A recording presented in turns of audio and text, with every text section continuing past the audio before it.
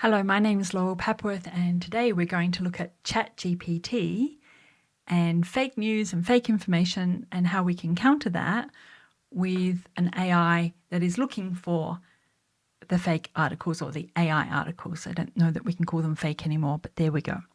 If you suspect that a student's essay or a consultant's report to your organisation has been written by an AI, you can copy and paste the text into huggingface.co/OpenAI-detector. And in there, at the bottom of the page, you'll see the likelihood of it being created by an AI or not. This is particularly useful because Daniel Katz and Michael Bomarito. Daniel Katz is a professor of law at Illinois Tech, I think, and he's been training a GPT-3 or 3.5, they're just different versions of this AI, to pass the bar exams to become a lawyer. And remember, with AI, the more we put in, the more we're training it. So it's not a case of if it didn't pass yesterday, it won't pass today. If it didn't pass yesterday, you change and put modifiers and different things in and it learns, and then it will pass tomorrow. That's the general idea. And this made me think of the Latin phrase, ancient Rome, which is who watches the watchers or who guards the guardians. Who guards the guardians was actually an exercise to discuss marital fidelity. The general premise of the argument is something similar to the Spanish prisoner dilemma, which is, in the case of the guardians, he said, lock her up, constrain her or confine her. That's the wife. But then who will guard the guardians, because the wife will start with the guards, working on them. You get the general idea. And in the Spanish prisoner dilemma, the Spanish prisoner has to trust his friend to help him get out of jail. But then his friend is the trickster. So which friend is the friend? Kind of that sort of conundrum. You can loop around with that one.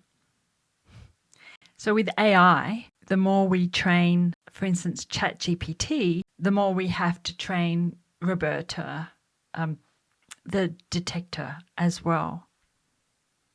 So the only thing that will reveal fake AI articles is a good AI dobbing them in, I guess. There's an interesting video on YouTube where someone asks ChatGPT to write an article or blog post about dogs, and it doesn't pass the detector.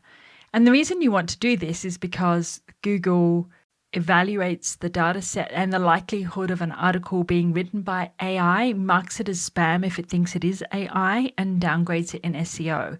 So don't go overboard with the AI generated articles, will you?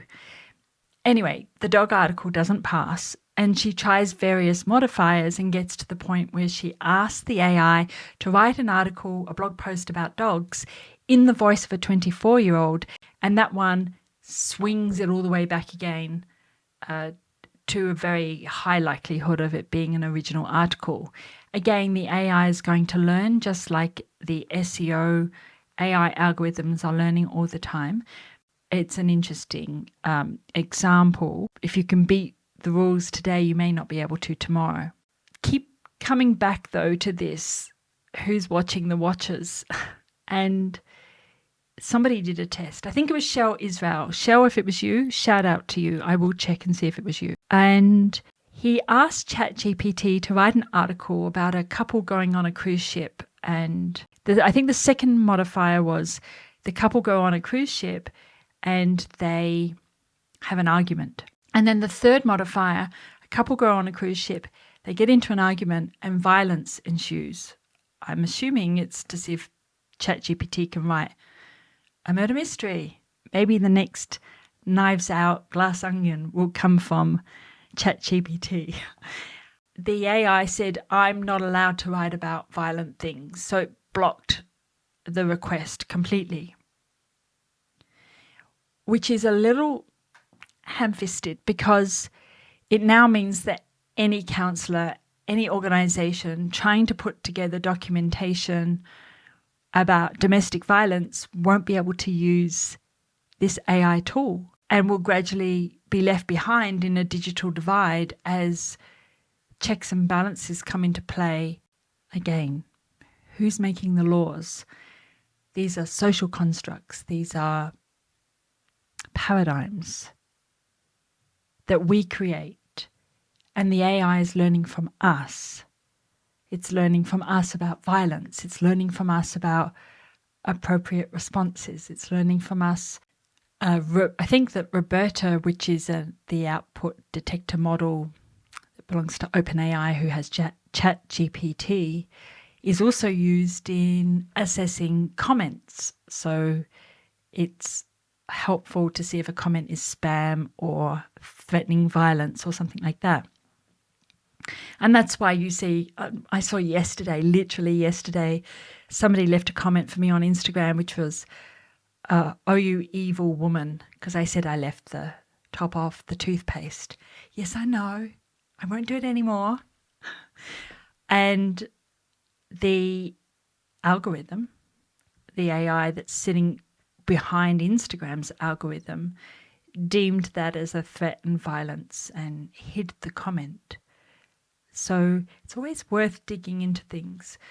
On a final note, we hear about stories of people being blocked on Facebook because they used a word that didn't mean what the algorithm thought they meant, or that they have posts taken down as being hate speech, but they're just joking with friends. And I do think that some things like sarcasm are very hard to pick up. I sometimes miss it myself, so I can see why an AI might get confused. Where are we going, I guess? I don't have a judgment call on any of this. I'm an observer. That's kind of my role. And I look at emergent tech from an observer point of view. But there is that question, I guess. Who guards the guardians?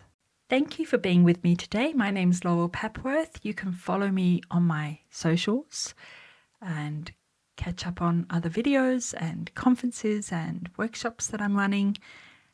And I will see you in the next video lecture. Thank you.